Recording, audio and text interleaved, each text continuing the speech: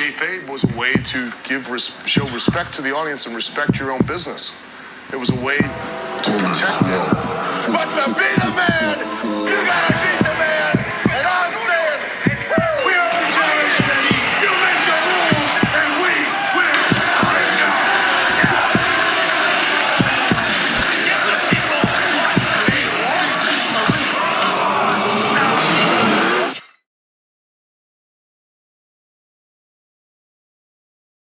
And 205. It was a great show. It started off with Drake Maverick talking about tonight's show and announcing that there's going to be an 8-man tournament to determine Which I Buddy was Murphy's definitely challenger thinking. at WrestleMania pre-show. Which they didn't say WrestleMania pre-show, But it's probably going to be on a pre-show, Yeah, which they need to stop doing. which The because Cruiserweight Championship is a big part of the WWE. Make it feel that way. I honestly think with the third brand of NXT coming up, we should do away with pre-shows.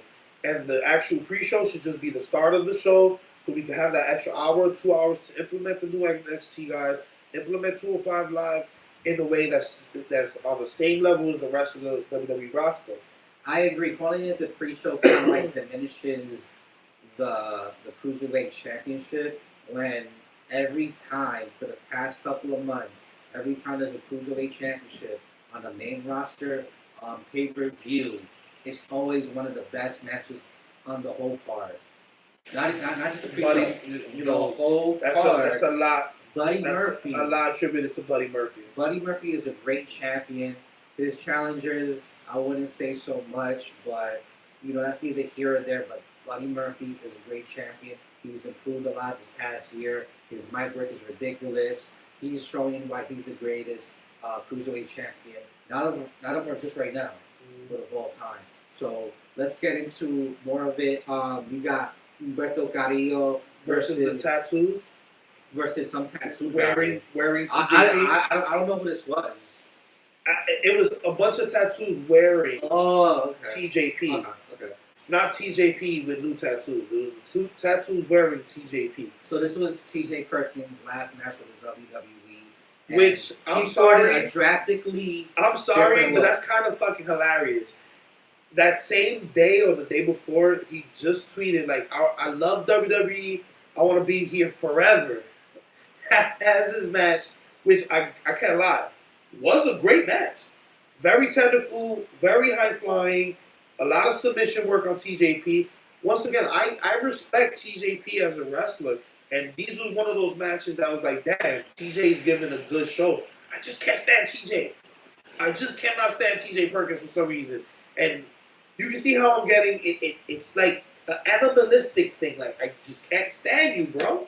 But you're a great wrestler nonetheless, and good luck on your future endeavors. But Humberto Carrillo gets the victory, and Humberto Carrillo is gaining momentum as a rising star, not only in 205 Live, but in NXT as well, because he's being spotlighted there as well. Well, to show how spotlighted he is, we had Drew Gulak and Jack Gallagher actually come out mid-match.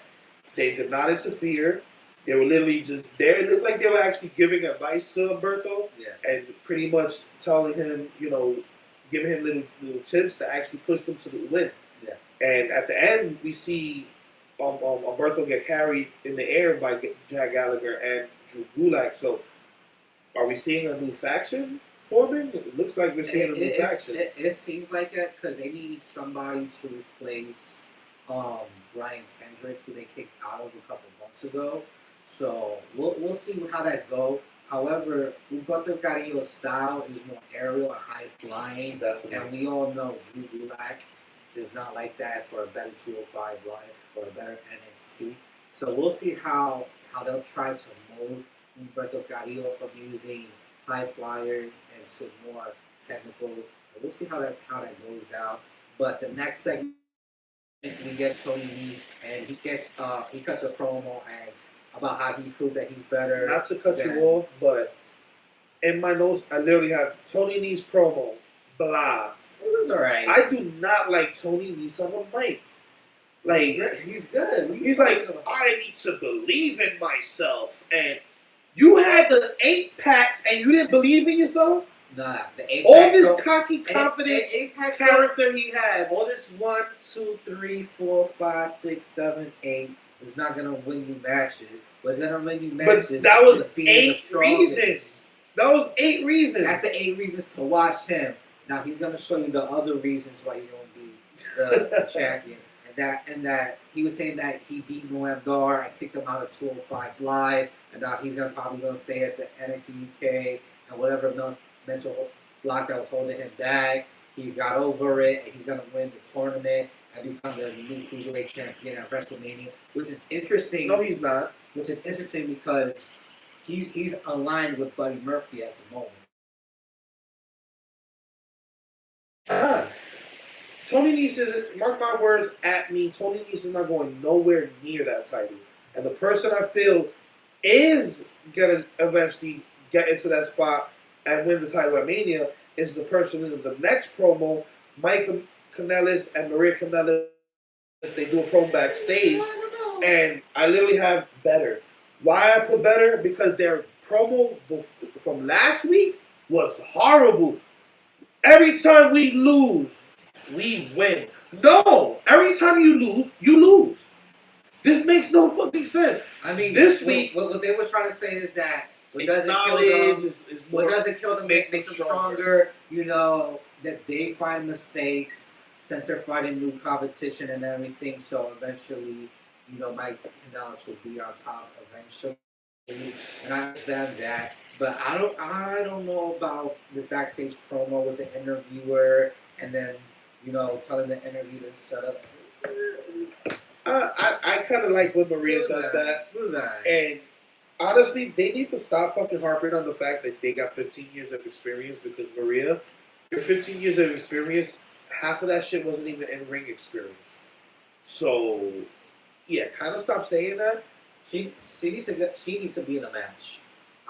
You know what? What they need to do, they need to have Maria versus Zelina or something.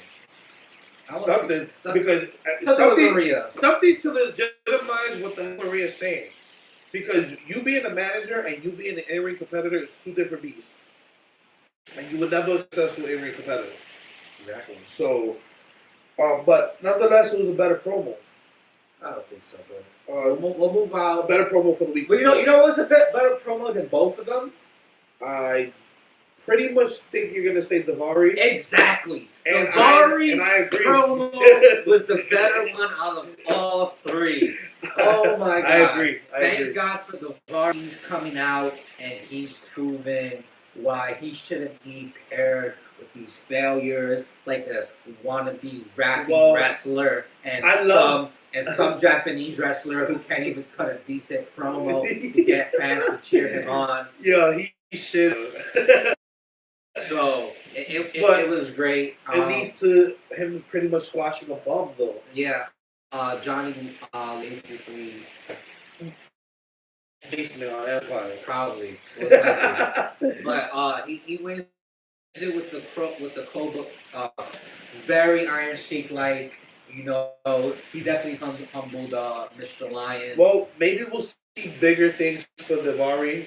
His brother is actually behind this, so hopefully he helps his brother get out that 205 run. But I do like what Daivari's been doing the last 2 weeks on 205 and trying to drift away from being someone's backup or someone's bodyguard or some shit like that. That's great. Shout out to Daivari. You're doing a great job. Keep up with the good work with these promos and everything. Hopefully you'll get a shot at the championship. After that squash match, we have Buddy Murphy speaking on the title situation. What do you think about Buddy Murphy? I think that Buddy Murphy had his promo saying that it was a good idea from Drake to give him a challenge because the last challenge that he had was basically I think he said Neville, right? Huh? I think he mentioned Neville. I'm not sure if he mentioned I know he said something about the King of the Cruiserweights. Something like that. But he was saying that he beat Tozawa, and then before that he beat three people at the same time. So it's good that now they're gonna put them all together to see who's the very best because he needs a challenge. You know, he's bored. You know. I like the fact that they're building up WrestleMania on 205 Live already. They, especially with the way they pace 205, like you don't see the same people every week. So doing it this early, will hopefully this 8-man tournament will be really dope, and it'll give us a lot of good matches on 205 leading up to that. Who do you think should?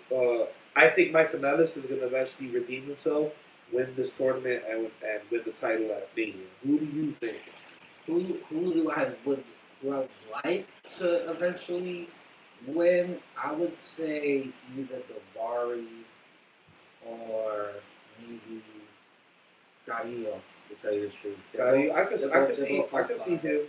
But Garillo, I don't think he should win the championship yet. Give him like a couple more months before we even think of him as. Yeah, true. But he should get a title shot though, because when he faced Buddy Murphy at his debut match, it was epic. It was definitely a 5-star match. You definitely gotta check it out.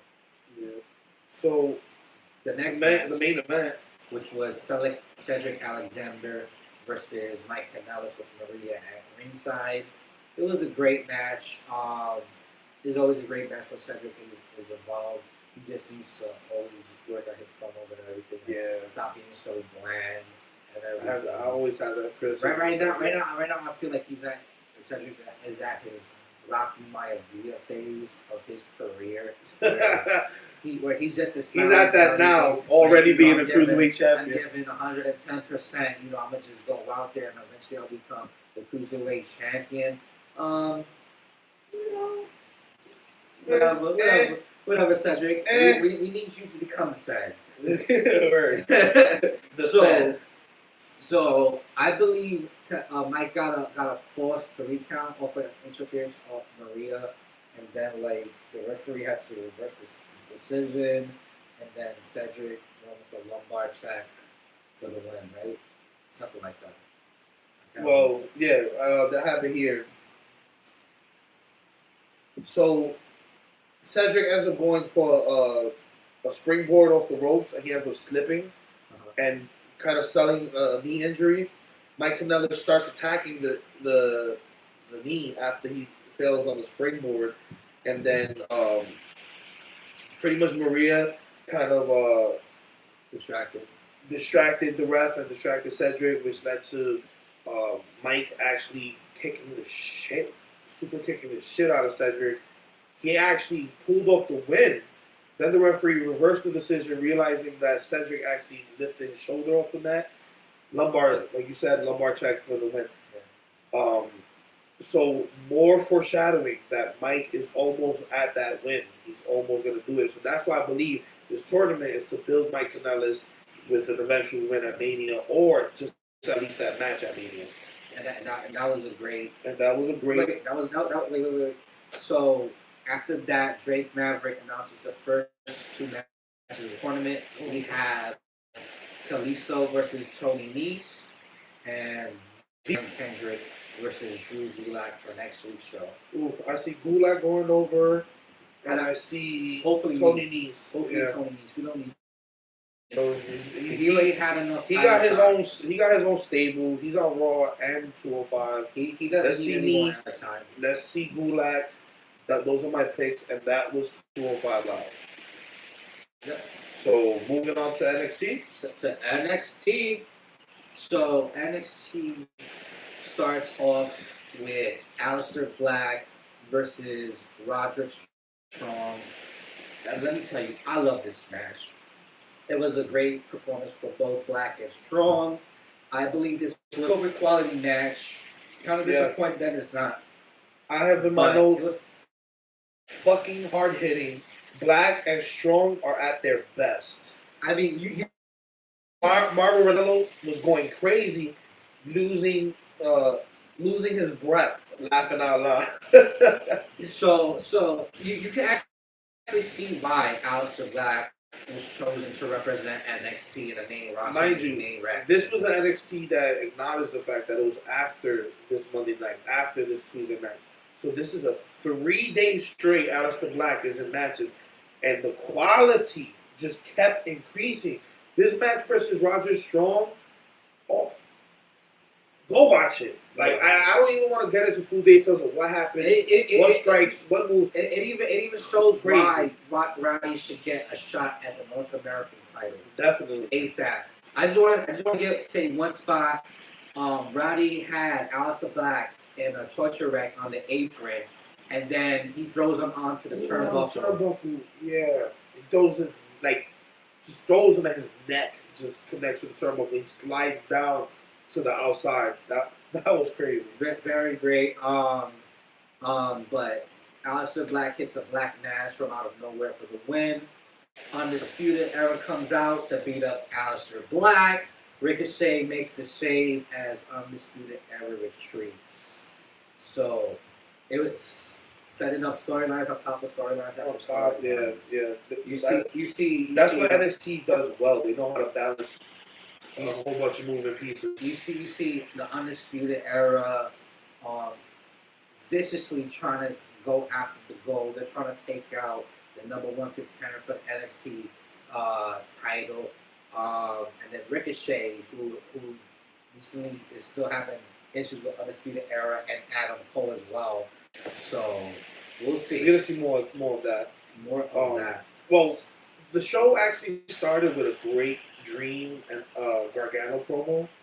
Yeah. I just wanted to make note of that because it gave like the full history of Gargano rising through the ranks and Dream rising through the ranks and how they end up passing together. Yeah, really which is the main event of this this episode. So the next segment is a performance center video with the female trainers saying that the new recruits have arrived at the performance center. Then you see in the back, you see Shayna, Sophia, and Duke going to their locker room saying that to the new recruits that it's their house and they need to show respect. And then the female trainers get in between them and say that Shayna, Sophia, and Duke, he tells them to leave. This segment kind of irked me because they showed that because it's packaged with the next match, which is Mia Yim versus Xia Li. And, eventually a great match. Mia Yim and Xia Li, they had a great match against the crowd was very friendly behind Mia Yim. It was a good showing for both. It just goes to show that the WWE Women's Challenge pool is deep and is going strong. Honestly, that's exactly how I felt. And then Mia gives a protect your neck for the win. So the Four Horsemen come out, they attack Mia Yim, and instead of saying these three women came on saying who they were like the NXT trainees, and I'm like, who is this? I'm waiting to see what are their names. I think one of them's name is Lacey Lane, Rachel Ellering, and I'm not sure who the Ellering's Gold. Yeah. Oh.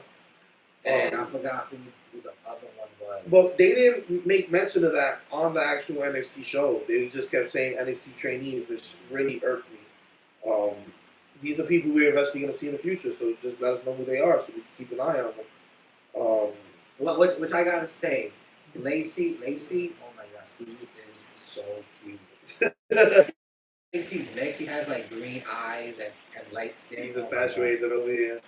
But they come up to Mia's rescue, and they still all get their ass whipped by the Four Horsewomen. And they end up making an example of Mia Yim, Jessamine Duke, and what's her Sophia. They're holding Mia Yim up by the arms, and then I usually have no complaints for Shayna Baszler, but this has to be the worst running knee strike I've ever seen in my life. Like, it looked like she was thinking about how can I do this and protect her and not really make it look like it. I feel like it was a horrible. I feel like that was the fault of Jasmine Duke and they're green as hell. I felt like they didn't hold Mia at the right spot where Shayna could make a believable knee strike. So I don't really blame Shayna for that. Yeah, they gotta really rehearse that a bad. little bit more. It looked really bad. So we also get an announcement that the Dusty Road Classic will start next week. Awesome. We'll For those of you that don't know, Dusty Rhodes Classic is a tag team tournament. Because Dusty Rhodes in NXT, he was very tag team focused, very tag team heavy. He was like a father to everybody at NXT. So in memory, when he passed away, they made this tag team tournament in his honor. So this is about what, the third Dusty Rhodes tag team tournament? I think so, yeah. Yeah, this is about the third one. So that's last year it was the Undisputed Era winning. Oh, so this is actually the fourth. Because I remember Samoa Joe and Balor winning one. I forgot who else. There was another. I believe there was another team. AOP. Was it AOP? Yeah. So yeah, this is about like the fourth one. Yep. Well, definitely looking forward to that. Next is the backstage segment with Johnny and Candice, and Johnny's like, where I'm at, and everything, and Candice like, I'm so happy for you, and then all of a sudden, Ciampa comes by, and she's like, what are you doing here? And he said, oh, I'm just here. If Johnny needs help, I'm there for him, and said, I don't need your help. I want this. I want this by myself. Because I'm Johnny freaking wrestling. And then we'll see how that goes for him. Yeah, so as the next match, he still says I'm gonna be watching anyways. As the next match we head into, whoa! We have Jeremy Borash interviewing Matt Riddle. Oh yeah. They showed a piece of this interview, and it talked about basically this feud with Cassius Ohno and his arrival at NXT. But the rest of that full interview is actually on YouTube. Go check that out. Matt Riddle interviewed by Jeremy Borash. And then it leads into the main event. Velveteen Dream versus Johnny Gargano for the North American Championship. Can you hear it? And it was an experience. I'll definitely say that. Very hard-hitting match, very technical match.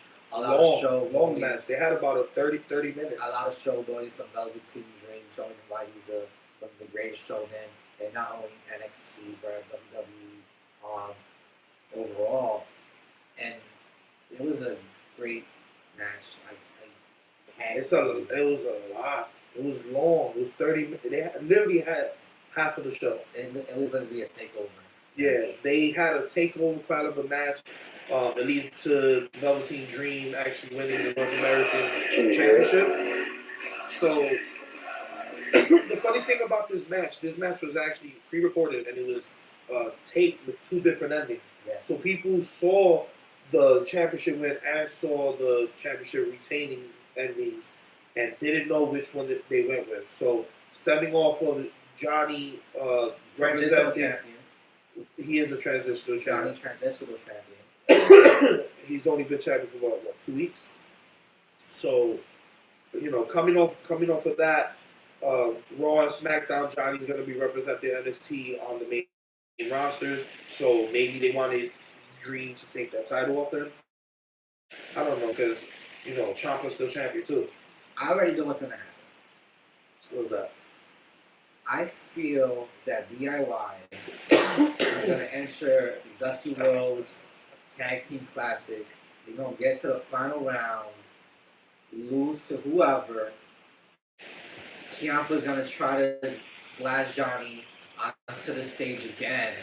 However, Johnny's going to know better and blast Ciampa into the stage and claim and then hold up the NXT title and then go after that. I think Johnny's going to be the one to turn on Ciampa first. That's what I'm saying. Yeah. That's what I'm saying. No. I think that because you gotta understand, Ciampa's the heel, so he's gonna try it, but then Johnny's like, "Nope, I got you, bam," because he's already expecting it, and then it's probably gonna make Johnny turn face, and then he's gonna be the good guy going into NXT Takeover, Brooklyn. Was it 5? This is.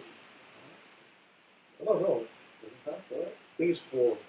Except for NXT Takeover Brooklyn 4. So we'll see how that happens. On a funny note, I put too much tanning Johnny Johnny had raccoon eyes that whole match because all this was white. Looks like he left the tanning glasses on, I look like he, and like the rest of Donald his Trump. he had the Donald Trump shade of orange, and all this was just white as hell. Johnny, play off the tan, just a little bit. You're in Florida, just like stand somewhere, you know. Let's move on to NXT UK.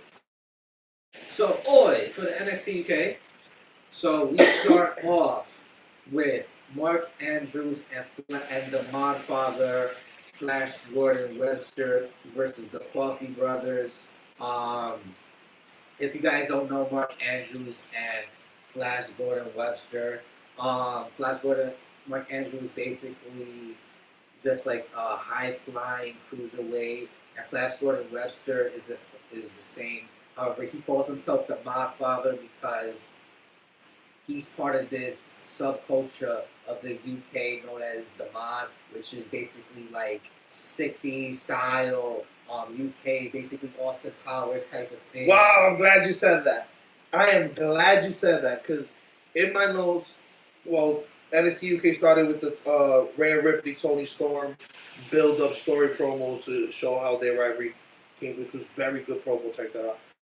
But with that, Mark Andrews and Morgan Webster, right next to Morgan Webster, it has Austin Powers ? So yeah, He had the full European outfit, but just black and white. I'm like, well, is this Austin Powers right now? yeah, because Austin Powers was based on the mod lifestyle, which is basically modern. You got modern fashion, modern music. That's when the Beatles was around. You know, you had all these British bands coming out, and like that's basically the culture that he subverts himself in, which is why he calls himself the Modfather. Just in case you guys don't understand why he calls himself the Modfather, that's the reason why. It's because the mods subculture, they like to wear a whole bunch of Union Jacks and everything, basically Austin Power style. Yeah. So you know, just in case you didn't know that, and then you also have from Dallas, the Coffee Brothers, which they Mark didn't, and Joe Coffey. which they didn't come out with Wolfgang, which is kind of surprising as their heel. But I'm guessing is because they want the Coffee Brothers to look strong and probably be a contender for the grizzled young vets. But we'll get to that. It was a great tag team match. The Coffee Brothers look very strong in this match. They are a dominant force, and they're definitely a contender for the tag team championship. Definitely look like the show tag team. Even before the match started, I was like, these look like a real tag team compared to the other two. Yeah, but don't count out Mark Andrews and Flash Gordon Webster with their high place and high flying moves, because you know in this match, Mark Andrews and the Modfather were getting dominated, but you know when Flash Gordon Webster got that hot tag, he showcased his agility. He took out both other I'm not taking. and it was great. Just the presence alone, like the Coffee Brothers look like a force. Yeah, I mean, and with the Coffee Brothers, they basically cut the ring in half. They isolated Mark Andrews, and you know, it basically reminded me of things that the Revival would do. I would actually love to see the Coffee Brothers versus the Revival. That would definitely be a great hard-hitting match. And who knows, maybe we'll see it in the future. But the Coffee Brothers get their win with the tag team finisher, which is basically lariats, and they get the win. Like I said, the Coffee Brothers are a serious contender for the grizzled young vets. And then after that match, we get a video segment of Jordan Devlin walking on the beach. You mean Bulldog Finn Balor? Oh yeah. Fake Balor, and he tells the Kiwi Buzzsaw Travis Banks to watch his back for interrupting his Worlds Collide match. This rivalry's been going on for a few months, and it's looking like it's gonna head to the next takeover, NXT UK takeover. This is right before WrestleMania. It's in New York. So it's gonna be in New York. The UK takeover. Oh no. I'm thinking about NXT as well. No. Not bad. So we'll see. I believe they have it soon though. So we'll see. Probably gonna be in As a matter of fact, Liverpool I believe it's probably gonna be Blackpool. it's probably the week before. The week before WrestleMania? No, the week before the takeover Brooklyn. I believe it is. Yeah, that's the week before WrestleMania. Yeah. Because takeover's on Friday, and then Mania's that Sunday. Yeah. So the next video segment we see is about Kaylee Ray, and she's coming to the NXT UK Women's Division. She was on the Mae Young Classic 2 to that out, and it's basically saying that she was one of the driving forces in the UK scene, independent scene, and she's ready to make her splash on WWE UK. So I'm very open to see how she does that. The next match we're getting into is the Artful Dodger, one half of Mustache Mountain, 1/3 of the British Strong Style, Trent Seven, and he faces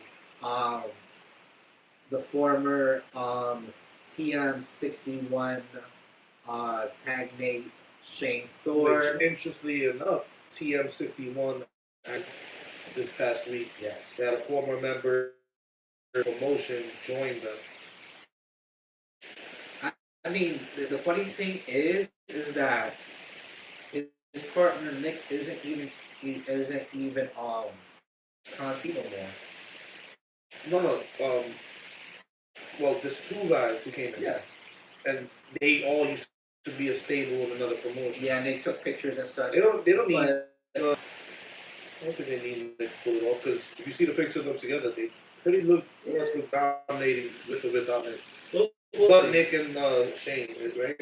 They were the actual tag team of the group. So, all right. But this match, it was a pretty average match. I really didn't like it too much. I do like the fact that Shane Thorne showed his very aggressive heel style since Nick left. The commentator says that Shane has left NXT and is now going to be competing at the UK full time. And Trent Seven, he's a great athlete, but he seriously needs to lose that butt. Like he's looking like Cass's uncle right now. Damn, is he looking like bigger Cass? No, honestly, kind of. Not big Cass, bigger. Like no offense to the big strong boy, but he's starting to look like Will Ferrell. Like damn, and he really needs to lose that guy. I like the part when Trent put Thorne in the figure four. He looking like Will Ferrell. No, am I wrong? Put the match out right now and go check it out. He looks just like Will Ferrell fighting, or is it the big strong boy that we all know and love, Trent Seven? And unfortunately, he needs to lose the game. But I do like the part when he put Thorne in the figure four leg lock and then reversing it back and forth until they both fell to the other side. That was very funny. Trent eventually wins with the Rainmaker. So the next segment that is shown is a video from the Performance Center with Joseph Connor. He says that Ligero won because he was on an off day, and he will always be better than Ligero. Seems like we're gonna have a strong rivalry between Ligero and Joseph Connor in the future. So we'll have to see where that leads up to. The next thing that happens they pack a lot into these hour episodes. Yeah, they do. They definitely do. They never. It's always just nonstop. So the next segment is the grizzled young vets, Zach Gibson and James Ray come out, and if you hate Zach Gibson, shoes off. However, I must hate Zach Gibson so much my shoes disappeared. However, it was in Phoenix, and I guess the fans didn't know that chat because Zach Gibson cut a whole promo, and nobody said that they hated Zach Gibson. I actually don't hate Zach Gibson. He's actually really fucking good in the ring. But I just love the chant. So the grizzled young vets said they proved that they're the very best tag team in the world and caused the Phoenix crowd a bunch of worthless yanks, and that he will teach them why British wrestling is the best in the world. And then Lorcan and Birch come out, and Birch says that he's very proud to be British, but he's also very happy that he represents the NXT USA brand. And he's proud to have Lorcan as a partner, and they said that they don't have to wait until next week. They can come down and fight the Grizzled Young Veterans right now. Right there! Right now. Right there! Right now. Right there! So they stormed the ring, but the Grizzled Young Vets retreat to the back. So I guess they're going to fight next week. We'll see what happens. So for the next match and the main event, we have Main event! scheduled for one fall. One fall! So we have the NXT UK Women's Champion, Toni Storm, taking on Rhea Ripley in a rematch. Before the bell even rings, Rhea Ripley just comes out, just attacks Toni Storm. That's fucked up. Why would he do that? I don't know. You gotta ask him. He's a brutal way, you know. So he's out there and he's attracting very ferociously and aggressive, really showing his passion to getting back the NXT UK Women's Championship. And Tony fights back, and we have a really great match. It's a really, really great match. Go watch it. WWE Network. Let me stop before they. I can't lie. Every time I see Rhea Ripley or even Toni Storm in the ring, I'm really impressed. Yeah. And put those two together, would love to see a lot more happen between them. I feel as though Rhea is ready for the main roster. Her promo skills, her ring work, she's ready. I definitely see her taking on Ronda, Becky, or Charlotte and putting on a great match. She's tall. She's very tall. Yeah, So definitely tower all four of them. So, and she's strong. We'll see what happens in the future, but don't count out Toni Storm because Tony's heart and agility exactly shows how she took the NXT UK Women's Championship in the first place. Yep. Rhea tries to spear Tony in the corner, but Tony moves out the way and gets Rhea into the Storm Zero for the win. Rhea retreats to the match, and I wonder who's going to be the next contender. Woo! Woo! Will it be Jenny? Woo! Will it be Candy Floss? Woo! Will it be Mia? Woo! I don't know. Maybe it's Lana Austin. I hope so. Lana Austin. See, they still haven't signed Austin yet. But It's official. It's damn near official. They haven't signed her yet. The crowd definitely behind her. The whole I don't know because she went Impact this year too, and she still didn't get signed. I wonder what's going on. They trying to figure it out. But they better figure it out. If they're not gonna just throw her on there. If you hear the then pop, again, it is NXT. It's not. Look at James Storm. What he did. He showed up for NXT for like a month. The thing is, it was more like a one-off. Like she was basically just doing a jogging role, but the crowd was definitely wanting her to win that match, and they were very adamant. If you could watch her Lana Austin's matches a couple weeks ago, the crowd was behind them. They need to do something with Lana. She's basically like the blue pants of the NXT, blue pants. Wow, throwback. Yeah, and so whatever happened to blue pants? She's still an independent wrestler. They never signed her. Wow. And she was majorly over, but they decided not crazy. to sign her. I don't know why, but hey, that's NXT UK. Let's get in a couple of Honor Rising. And in case you don't know, every February, New Japan partners with Ring of Honor to have the Honor Rising events, and this year it was at the Karaoke Hall. Give a little context. It's Ring of Honor and New Japan. Yeah, and it's basically just like War of the Worlds, but in Japan. Mm-hmm. So I'll just tell you what happened down the card. Marty Scurll versus, which I got his Black Craft shirt. Go buy that. It's pretty good. It's pretty good. So go watch. Go watch. It's on New Japan World, and I'm pretty sure it's also on the Honor Club. They're both $9 per month. Speaking of Honor Club and speaking of New Japan World, they did an announcement that The G1 at Madison Square Garden is going to be live streamed on both of the Honor Club and New Japan World. So there's going to be a lot of ways to see the G1 support. Support $5 a month. That's all it takes.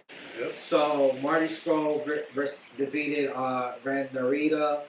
Zack Sabre Jr. son Zack Sabre Jr. son defeated Shota Umino.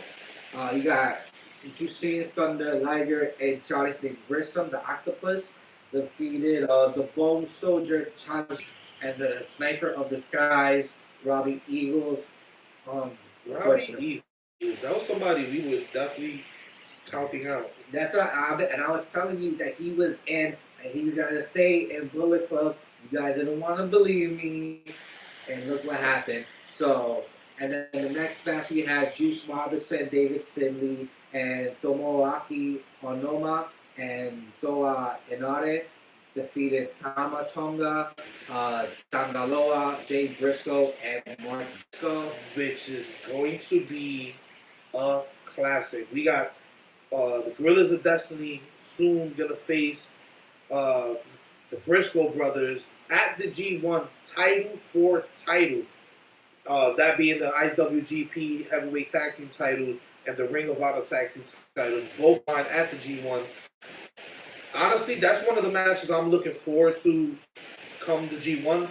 But I also do not hold out the realm of possibility that because it's a title for match, that we're going to see a false finish. Is definitely going to be a false finish. I hope that's not the case, but was that all the... No.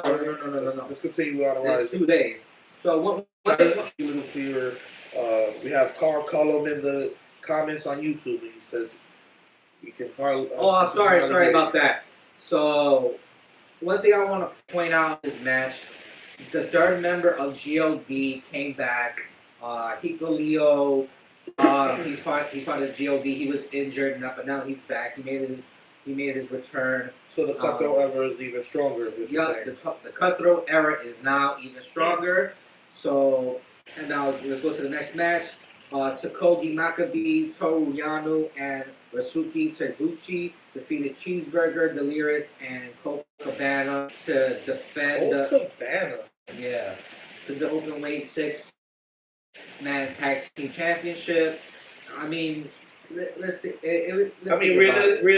speaking, the Cabana win in 2019. Realistically speaking, can you expect someone like Cheeseburger winning that title? No. Exactly. So the next match we get is Will Ospreay, and he faces Dalton Castle for the Ospreay. For the never. If you don't know, look it the fuck up. He is the gatekeeper. So he basically wins this match, and in his post-match interview, he says that he's the never openweight title and championship, and that he could face heavyweight championship, and he can face heavyweights and lightweight championships. Either way, it doesn't matter. And he says that he remembers this kid named Jay White, who's now the IWGP champion, that he remembers a couple years ago at Worlds, New York. We were there. Jay White's only been in his position, like, starting off as a young lion, only like 4 or 5 years ago. Yeah. So this jump from a young lion to IWGP champion is kind of unheard of. Like, most people get put through the ringer. Like, they have years and years of trying to get to that spot. Yeah. Even got to go through the complete juniors just to make it to the heavyweight division. Like, exactly. Jay White jumped. But you know, it just goes to show you that he works hard. A lot of people is not giving Jay White the proper credit, but I can tell you, he's been there. He was handpicked by Balor. New Japan didn't want him to be part of the Bullet Club. They wanted him to be a young lion and stuff. But eventually, see, my problem with the whole situation surrounding Jay White and the IWGP Championship is not so much even Jay White's fault. It's the fact that Tanahashi was a transition, and when when a lot of people, our co-host Rich, he likes to compare Tanahashi to like a Japanese John Cena. So when you have someone that's on the caliber of a Tanahashi win the IWGP Championship off of Kenny Omega just to become a transitional champ and lose it pretty much in his first defense, Well, it kind of sucked. Well, to tell you Nothing taken away from Jay White because we all knew Jay White was well, going to tell you the truth, that they're either win it at the G1 or go win as champ. they're basically giving Jay White the Kenny Omega storylines. So it seems like Kenny Omega would have won back the title from Tanahashi after Tanahashi won a G1, went to the Tokyo Dome, won it. It looked like he would have got it right back. The funny back. thing is, with Kenny Omega's signing to AEW, it was put in his contract that he could work for New Japan at any point. So why if that was in the cards, why didn't Kenny just win it back? Because because New Japan probably doesn't like that. They want their own stars. I think to be even if Kenny comes back to New Japan, he's never going to be held in the same light. No, he not. was, because they know that he's going to go back to AEW at the end of the day. And I'll tell you why. Because they rather have a champion that's signed by New Japan than not. That's the whole reason why the never open weight championship came about, was because people from other promotions could come in, they could win that championship, and that's it. Yeah. You're from another promotion, you get that title only, because the main titles are basically for our roster. And that's what they're going for. And him being signed by AEW is like, okay, we wanted you to be champion, but since you're AEW, is like, why should we do that? Yeah. Well, we got a bunch of wrestlers that could be champions. That are staying loyal to New Japan as well. And another thing is that right now it seems like New Japan is mad at AEW for signing the best friends, because Trent, huge push. Not only that, you kind push. of just broke apart Chaos by doing that. So I agree with New Japan, but then again, New Japan should have had the hindsight to see what their stars were doing. Come on, Kenny Omega, this is not the first year they've leveraged their contracts over New Japan like that, or talked to other people during contract negotiations. The Elite had the history of always putting dangling their contracts in New Japan's face just to get more money and a better contract, which is good negotiation today. But New Japan needs to start building. They do a lot of long-term storyline developments in a way where it builds multiple people for just in case scenarios. Kind of like Ring of Honor. Ring of Honor, they can lose JD for tomorrow and they will have a replacement the next day. They'll have Matt Taven. So, but going back to what I was saying, Will Ospreay challenges Jay White at the New Japan New Year's anniversary event. That's gonna be awesome. And like we said, when we saw Will Ospreay versus Jay White, it was a great match. Will Ospreay came out on top.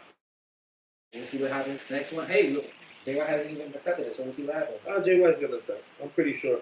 The streak he's gone on beating Okada and going on to beat Tanahashi so quick, and not a lot of people can get like 8-9 victories straight over Okada. That's unheard of. So I think Jay White's gonna accept it just on the pure strength that he's trying to be a proven champion for New Japan.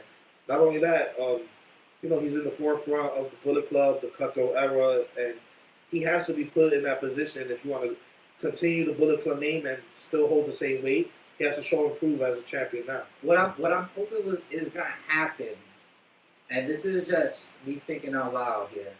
Okada's gonna probably challenge Jay White at the G1 card in the Madison Square Garden. Ooh, right? Okada versus White. So that Okada might win if that's the case. But here's the thing. There's a mole in Chaos that Jay White's been alluding to this whole time.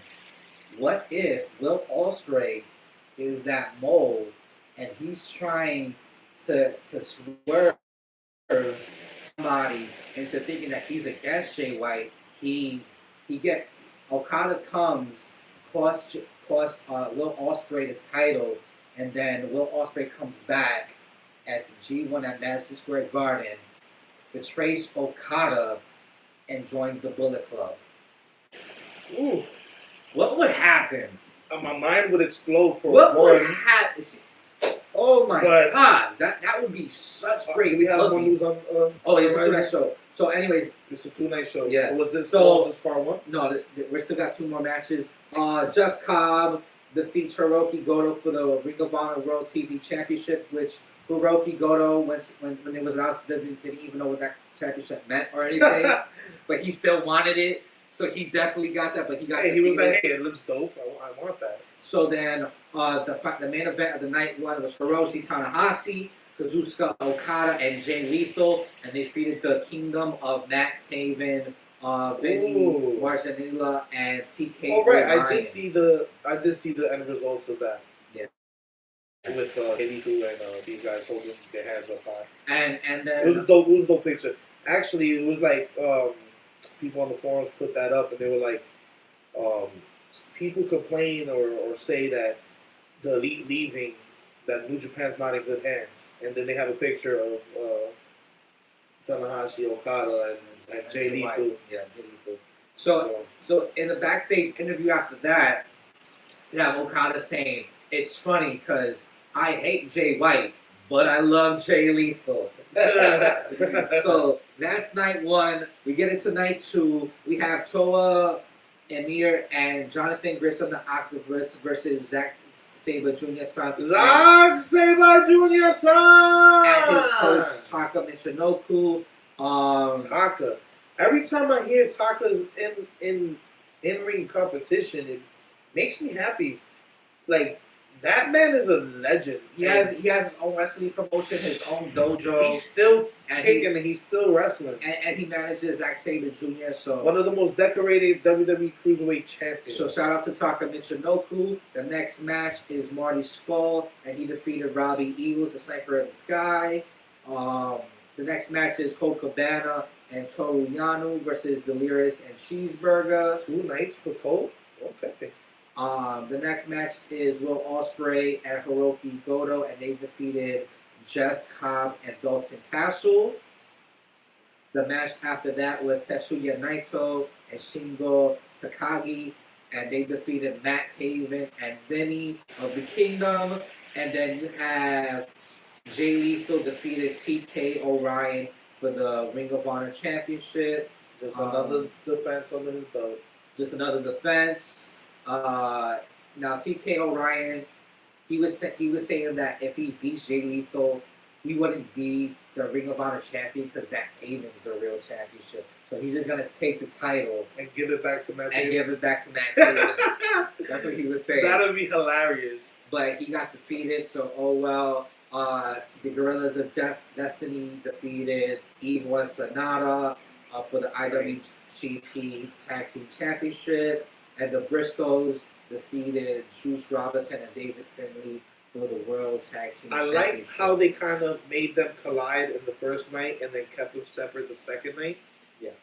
And like I said, Gorillas of Destiny versus the Briscoes, that's going to be one of the matches I'm looking forward to at the G1. So Oh yeah, definitely. hopefully they keep the build going into the G1. And I mean, the last time we saw the Briscoes, us personally, we were live at Final Battle and we're watching Ladder War. And we actually have Mama and Papa Briscoe right behind us in the crowd cheering on their son. And you can Their watch sons, and you can watch all that footage that we Yeah, we have recorded. all that footage on the Kayfabe YouTube page. Check that out on the live events. But And that's it for New Japan I'm Pro looking Wrestling forward.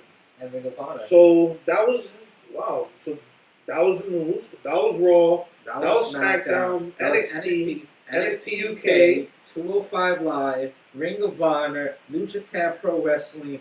You Woo! name it, we got it. We cover we'll it. discuss it. Unfortunately, Mr. Richie Moon is not here with us. Once again, he's recovering from injuries sustained at his tryout. At the They Performance stuck the Center. mud hole in him. No, on a serious note, he had some health issues. So let's wish Richie Moon a speedy recovery. You can find him at Kayfabe Avenue, at Kayfabe_Av on Instagram. You can find me, Kayfabe AJ, at Kayfabe_AJ. And you can find Focus at Kayfabe_Focus. And this has been the Kayfabe Av Livecast. This is This Week in Wrestling. And, what else can we say? What do we usually say? I don't know, because it's like Richie's not here. did I hear anybody say anything about the Four Horsemen? You know what? Can you take us home? Or should I sneak Show's it in? over. Show's over. No, I'm gonna sneak Richie's song in. I'm gonna sneak it in. All right. Ever since Moon's baby left him. Goodbye.